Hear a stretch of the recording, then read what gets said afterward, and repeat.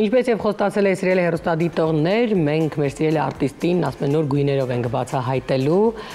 մանրամասները մի քիչ հուշեմ, հունվարի 6-ին արտկվարտալում տեղի կունենա Ավո Խալաթյանից սպանված հունիսի, հունվարի, ասեցի, մոտ արդեն նոր տարի է, այո,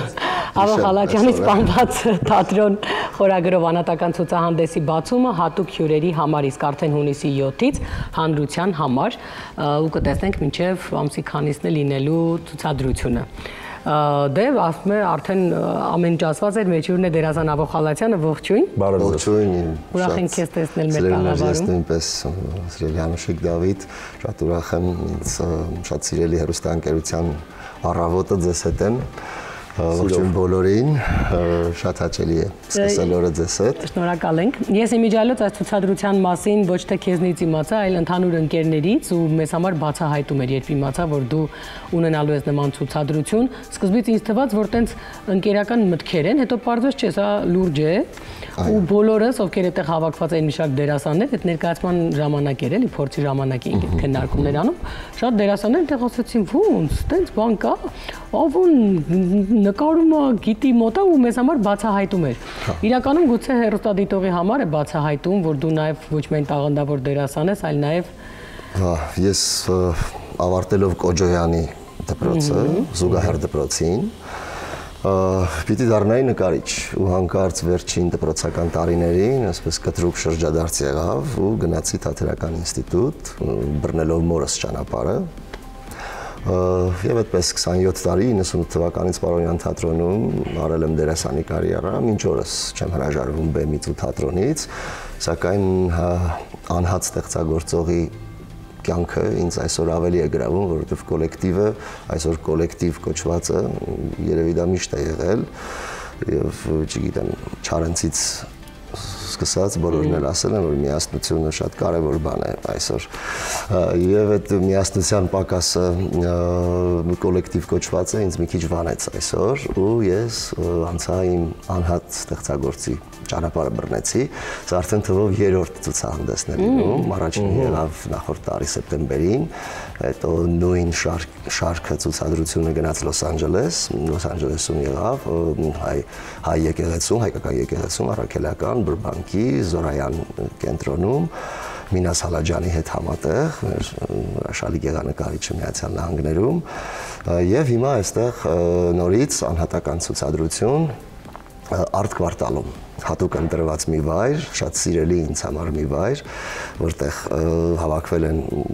տասնյակ երիտասարդներ, քանդակագործներ, նկարիչներ, դիզայներներ, աղջիկներ, տղաներ, բոլորը ստեղծել են մի իսկապես օազիս մեր քաղաքում, մի ադամանտ, մի կետ, կենտրոն, որտեղ եթե չեն եղել մեր հեռուստադիտողները, խնդրում եմ գնացեք, վայելեք այդ մթնոլորտը, որտեղ ամեն ինչ արվեստի մասին է խոսում այնտեղ, նկարիչներ են իրենց արվեստանոցներով եւ բաց են այդ դռները, կարող են մտնել, տեսնել նույնիսկ ստեղծագործական process-ների ականատեսլիներ, կա սրճարան, կա խանութներ, որտեղ վաճառվում են հենց այդ նույն նկարիչների ստեղծած հագուստներ, աքսեսուարներ, ամեն ինչ մի տեղում այսպես կտացված, կուտակված եւ կա ցուցասրահներ, որոնք 1800 թվականի մառաններ են, գինու մառաններ են, որոնք այս տարիների ընթացքում աղաղվել են, կեղտոտվել ու ավիրվել, սակայն հիմա կարծես վերաբացվում է այս ամենը, նորոգվում է իրենց կողմից եւ եթե կան բարերարներ, մարդիկ, ովքեր արվեստի կողքին են լինում եւ կան, կհուշեմ, կխնդրեմ նրանց, որպեսզի զորավիկ լինեն, օգնեն այս երիտասարդներին, որովհետեւ նրանք իրենց ուժերով են ամեն անում, իրենց ձեռքերով, իրենց վաճառված նկարներով, իրենց ամեն փոքրիկ եկամուտը ներդնում են այդ արտկվարտալի մեջ ու փորձում են քայլ առաջ ամեն օր ավելի ու ավելի զարգացնել ու դարձնել իսկապես ներկայանալի վայր եւ տուրիստների համար, եւ օտարերկրացիների եւ իհարկե անշուշտ երևանցիների ու հայաստանցիների համար։ Գիտեն տուրիստները, որ այդ տեսակ վայր կա։ Գիտեն, որտեղ լեցուն մեզանից ավելի լավ, որտեղ նրանք գտնում են նման տեսակ տեղեր Երևանում, նրանց չի զարմացնում ոչ մի ոսկեզոծ պատ, ոչ մի գրանիտե հատակ, ոչինչ չի զարմացնում եւ նրանք հենց կարծես հատուկ գալիս են այդտեղ վայելելու, հանգստանալու եւ արվեստով շրջապատված լինելու ու այդտեղ այդ մառաններում, որը վերաբացվում է արդեն, կարծես ոչինչ պատահական չի, հենց հունիսի 6-ին ընտրված իմ անհատական ցուցահանդեսի առիթով էլ այդ ամենը նորոգվում է եւ նորից կվերաբացվի այդ սրահները եւ Ինչ նկարներ են, քանակությունը նկարների եւ նկարները ունեն ճանապարհ անցած մի պատմություն, նրանք հենց այնպես ստեղծված նկարներ չեն, իրենք նախ եղել են ներկայացման դեկորացիաների սկզբանե։ Ուրեմն հայտնի գրող կա ժամանակակից Պաուլո Կոելյո, որը ունի մի վիպակ, Վերոնիկան որոշում է մեռնել, որը քիչ հայտնի է բոլորին, ավելի շատ ուրիշ ստեղծագործություններ են Կոելյոյի հայտնի, սակայն այս վիպակը Արթուր Սարիբեկյանի շնորհիվ իմ տաղանդաշատ ընկերոջ ռեժիսորի, որը վերածելով պիեսի այս վիպակը բեմադրեց Պարոնյան թատրոնում Երվանդ Ղազանչյան սրահում ու խաղացվեց 3 տարի, շրջագայեց աշխարհի տարբեր անկյուններում, Հունգարիա, Ղազախստան եւ այդ դեկորացիան նույնպես ճամփորդեց, գնաց, շրջեց աշխարհով մեկ, վերադարձավ, այդ դեկորացիաները ամբողջը սավաններ էին, մեծ սավաններ եւ հատակով եւ այսպես պատին բարձրացող սավաններ ու այս պիեսում կա մեկը, ում անունը Էդուարդը, ինքը այսպես բարդ հոգեբանական ներկայացում էր, էքսպերիմենտալ բեմում էր արվում, փոքր բեմում, ինքը Էդուարդը, այդ կերպարը, որը 10 տարի լինելով բուժարանում, չասենք հոգեբուժարանում, որովհետև իրենք հոգեկան հիվանդներ չէին, ուղղակի մարդիկ էին, ովքեր լքված էին իրենց ընտանիքի կողմից, հասարակության կողմից եւ այս ամբողջը իրական փաստեր են։ Կոելյոն նույնպես անցկացրել է 2 ամիս այս բուժարանում, որը Սլովենիայում է գտնվում այս բուժարանը, որը կոչվում է Վիլետե, եւ ինքը Կոելյոն իր աչքով տեսել է այս մարդկանց, զգացել է այդ ամենը ու գրի է առել եւ սա իրական պատմություններ են Վերոնիկայի մասին, Էդուարդի մասին, մնացած կերպարները եւ Էդուարդը լինելով դիվանագետների ընտանիքում մի տղա երիտասարդ, որը ամբողջ կյանքը ձգտել է եւ երազել է նկարիչ դառնալ եւ նրան ծնողները ստիպել են որ ոչ, դու պիտի կապես փողկապ, լինես դիվանագետ, բռնես քո հորուղին, շարունակես այդ ճանապարհը, այս տղան կարծես այսպես հոգեկան մեծ խանգարումներով հայտնվել է այդ բուժարանում ու սկսել է նկարել ամենտեղ պատերին, սավաններին, առաստաղին, գետնին, ամենտեղ, ամենուրեք եւ դա պատահական չէր այդ կերպարի ընտրությունը Սարիբեկյանի կողմից ինձ հանձնելու, որովհետեւ այդ պահին նույնպես Ավոն նկարում էր ամենտեղ ուր պատահի եւ այդ կերպարը կարծես շատ համահունչ ստացվեց ինձ ու փորձերի ամբողջ ընթացքում մենք հրաժարվեցինք թատրոնի նկարչից եւ կերպարը Էդուարդը ստեղծեց այդ ամբողջ իլյուստրացիան, այդ ամբողջ դեկորացիան փորձերի ընթացքում երբ որ ես զբաղված չէի, չկայի այդ կտորում, այդ տեսարանում, ես նկարում էի սավանների վրա եւ այդպես մինչեւ պրեմիերա ստեղծվեց այդ ամբողջ տեսարանը ու հետո ներկայացումը ռեպերտուարից դուրս գալուց հետո ես վերադարձա Հայաստան, երկրում չէի, երբ իմացա լուրը, վերադարձա Հայաստան ու գտա այդ ամբողջ սավանները ետնաբեմում շպրտված, փոշիների մեջ, անտեսված եւ հասկացա, որ սա ոչ մեկին պետք չէ եւ ոչ մի նշանակություն չունի, այս ամենը արվել էր անելու համար եւ ես որոշեցի փրկել եւ տեսա, որ սպանվել է այս ամենը, իսկապես ինչպես է դիակի կողքը գալիս են եւ կավիճով այսպես ուրվագծում են, չէ, եզրագծում են, այդպես գտա իմ սավանները եւ այդ Էդուարդի դեմքով սավանները նայում էին ինձ, տիրամոր պատկերը փնտրող, քանի որ ամբողջ պիեսի ընթացքում ասում էր Էդուարդը, ես պիտի նկարեմ տիրամորը վերջապես ինձ այդ ուժն է պետք, այդ մահումն է պետք եւ Վերոնիկայի այդ փոխադարձ ուրեմն սերը, հա, վերջում այսպես լավ ավարտում է ինքը պիեսը եւ ինչ խոսք վերցրեցի այդ ամբողջ սավանները, կտրատեցի իմ ամբողջ նկարած հատվածները եւ բերեցի տուն, գնեցի բարձրորակ կտավներ եւ անցավ նոր process-ներ սա։ Ես կոլաժի տեխնիկայի միջոցով այդ ամբողջը փակցրեցի այդ կտավների վրա ու կարծես նորից նկարեցի եւ աշխատեցի նորից ակրիլներով, նորից մարկերներով, խառատեխնիկայի միջոցով դարձան 6 կտավներ, 6 մեծ կտավներ, 2 մետր եւ ավել, այսպեսի չափսի մեծ կտավներ են, իրենք 6-ն են այդ շարքը։ Եվ կարծես նոր կյանք տվեցի, ինչպես որ ամեն ինչ կմեռնի, կավարտվի եւ նորից կվերածրվի մանավանդ արվեստը։ Արվեստը երբեք չի կարող մեռնել, եթե կմեռնի մի օր, հիմա այսօր գիտենք արշավ է արվեստի նկատմամբ, լավի, մշակույթի, գեղեցիկի, որակի, ճաշակի նկատմամբ կարծես արշավ լինի եւ ես փորձեցի այս գեղեցիկ գործերը վերածնել ու դարձնել հավերժ ու դարձնել անմահ։ Այդ երեք գույները, կապույտը, սևը եւ սպիտակը մենք բոլորս չենք լինի, բայց վստահ եմ, որ այդ կտավները դեռ երկար կապրեն։ Եվ որոշեցի այսպեսի մի շարք սպանված թատրոն, որը կլինի Արտ Կվարտալում հունիսի 6-ին ժամը 19:00, սա հատուկ հրավիրյալ հյուրերի համար կլինեն եւ 1 ամիս կտևի ցուցադրությունը մինչեւ հուլիսի 6-ը։ Եվ այսպես ամսի 7-ից բաց են դռները Արտ Կվարտալի բոլորի համար, սիրով եկեք, համեցեք, տեսեք։ Մինչև հունիս 6, հունիս 6-ից հուլիս 6, 1 ամիս շարունակ կլինի այնտեղ կտավները եւ հրավիրում եմ բոլորին։ Ես այս հարցը ցույց եմ միշտ տալ նկարիչներին,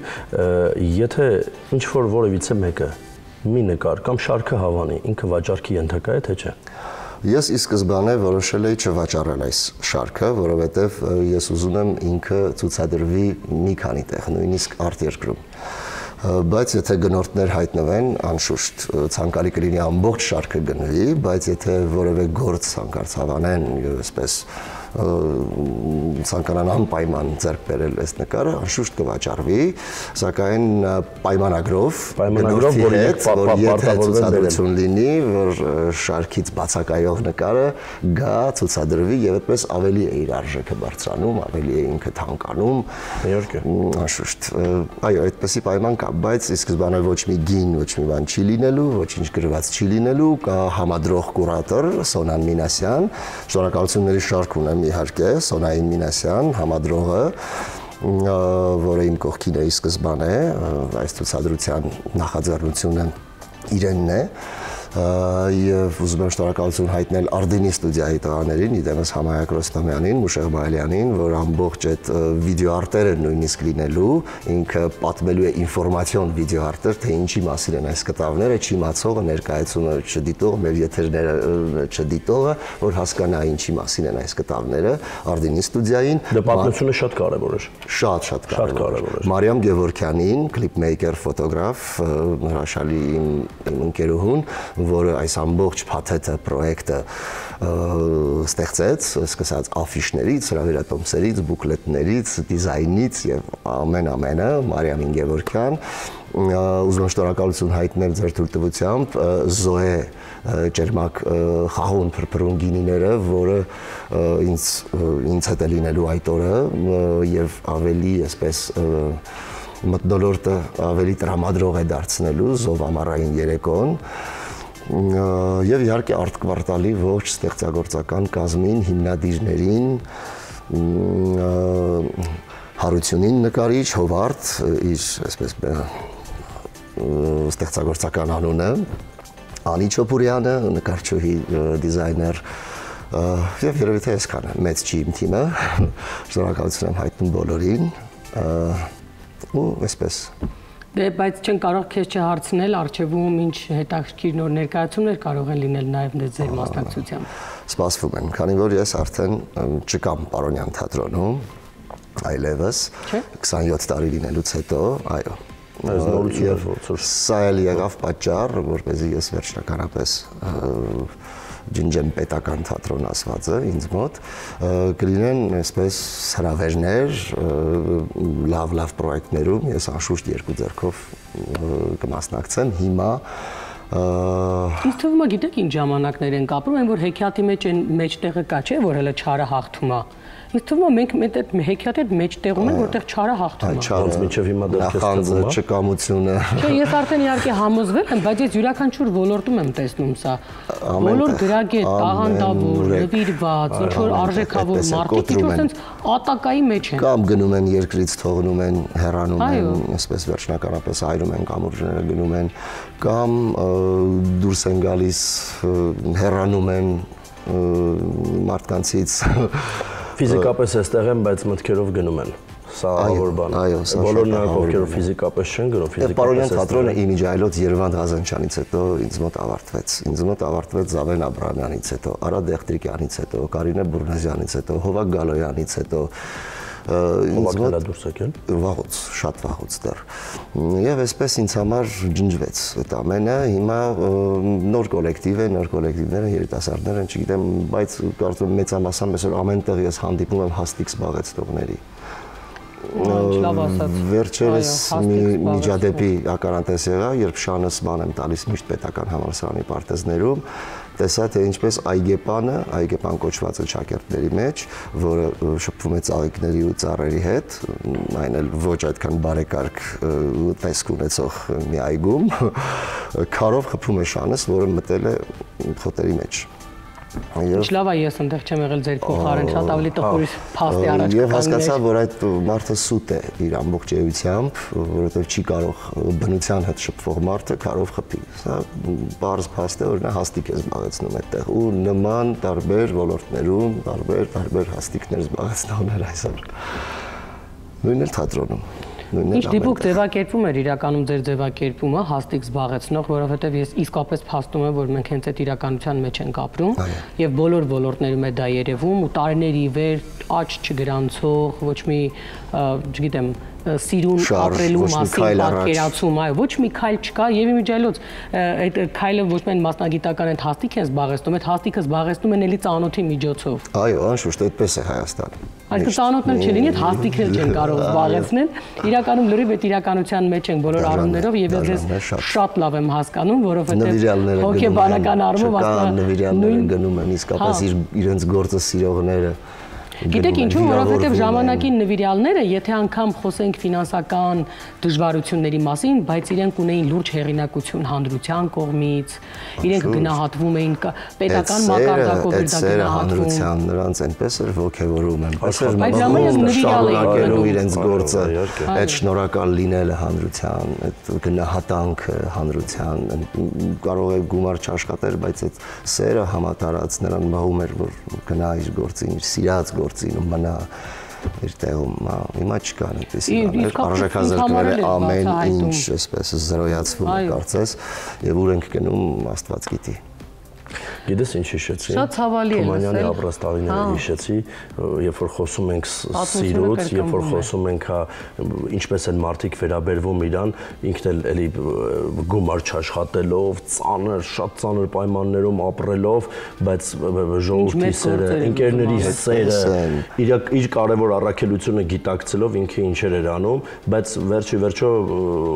վերջում պարզ է դառնում, թե մենք այն մարդկանց, որ շատ ենք սիրում, մենք ինչ վերաբերմունք ենք ցույց տալիս իրենց։ Նմանատիպ անհատները ինքնահրկիզվում են։ Այո։ Նմանատիպ Չարենցը վերցնենք օրինակ, էլի շատ անուններ կարող ենք տալ։ Բայց հաշվի կարանք բոլորի անունները։ Գնում են դեպի արևը, դեպի պայծառավան վառվելով, թողնում են հետ այս ազգի համար, այս ժողովրդի համար ինչ-որ մի կարևոր մի բան անելով ինքնահրկիզվում գնում են։ Եվ միջայլոց այս հայ ժողովուրդը, հայ ազգը, չգիտեմ ինչպես կոչեմ, այս բառերը այնքան սուտ ու կեղծ են դարձել այսօր իմ ժողովուրդ, իմ հայ բան, իմ ազգ բան, որ սենց խոսում են,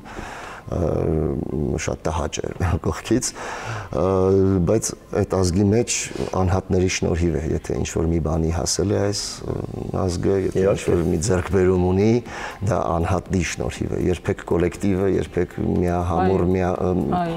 երբեք համախմբված ոչինչ չի լինում։ Այդ կոլեկտիվ ասածը մեր է։ Եվ իմիջիայլոց այդ անհատների գերակշռող մասը օտար երկրում են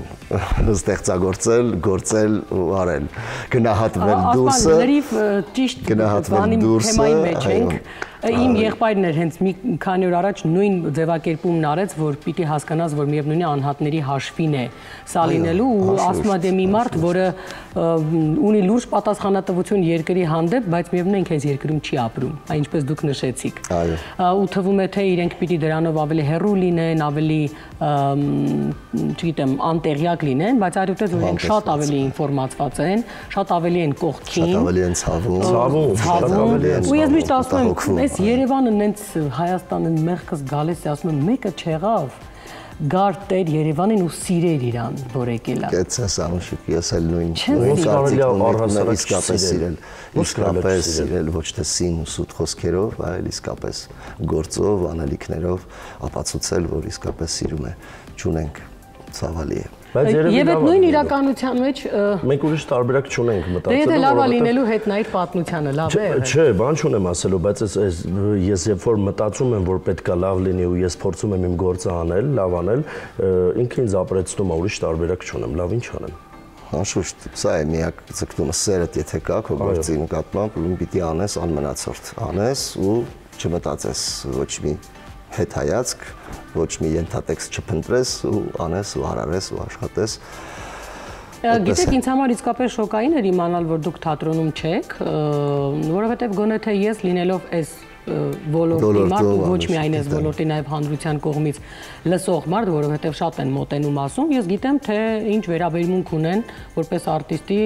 ժողովուրդը ձեր հանդեպ։ Բայց հիմա այդ երկու իրարամերժ իրականության մեջ հաստիկ զբաղեցնողների եւ անհատների, ովքեր անում են սիրով, իսկ եթե սիրով ես անում, դու պրոֆեսիոնալ ես անում, որովհետեւ այն ինչ սիրում ես, դու փորձում ես դառնալ պրոֆեսիոնալ։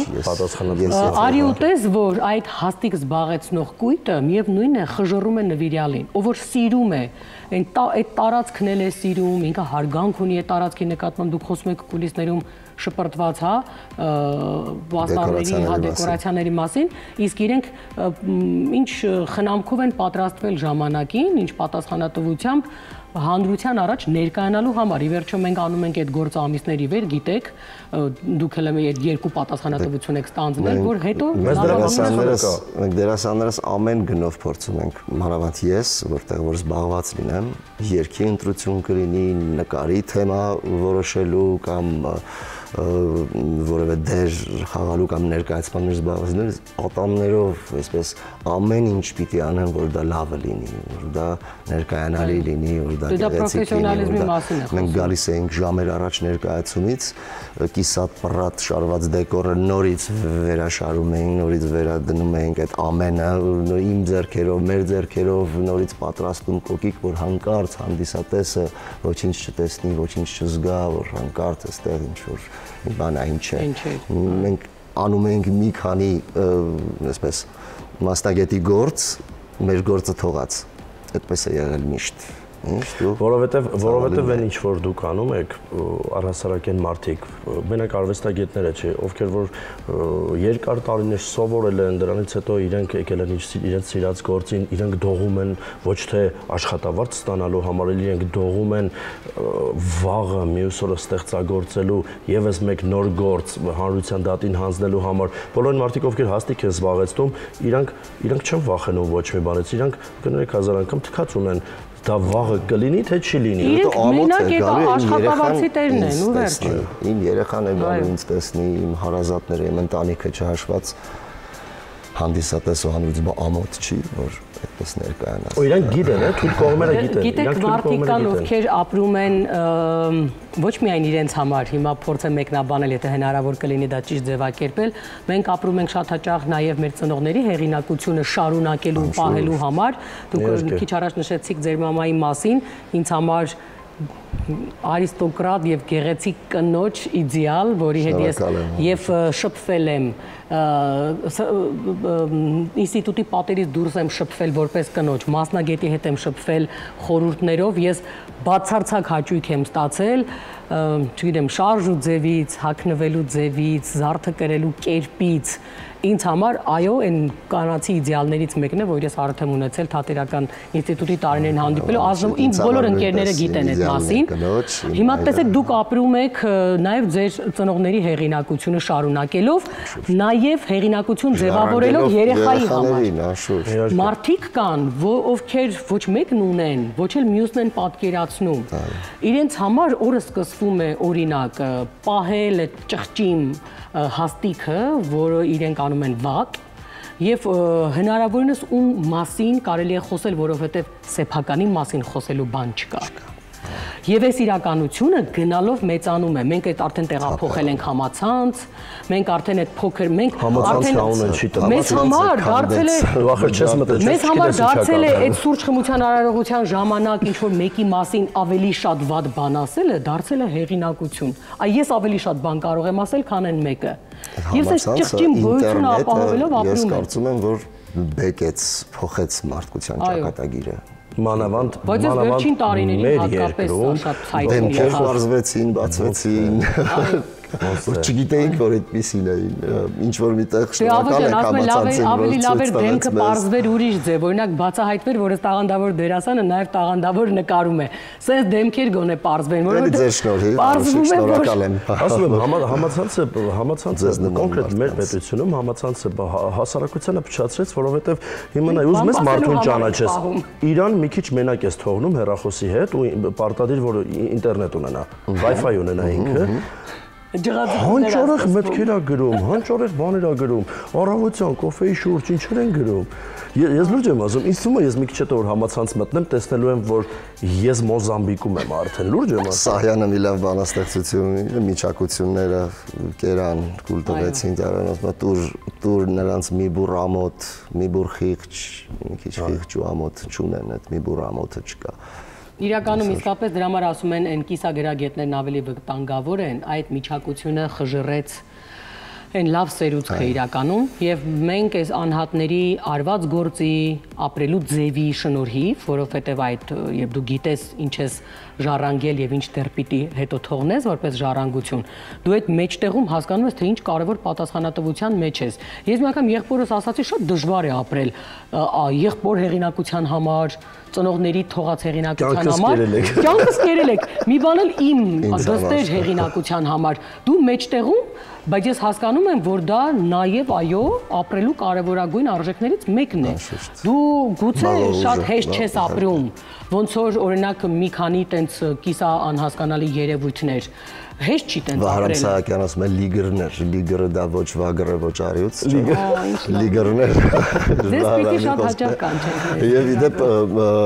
նոր ներկայացում է պատրաստվում Վահրամ Սահակյանի նոր գլուխգործոցը, գիտեք Վահրամը ինչքան սուր է, ինչքան դիպուկ այսօրվա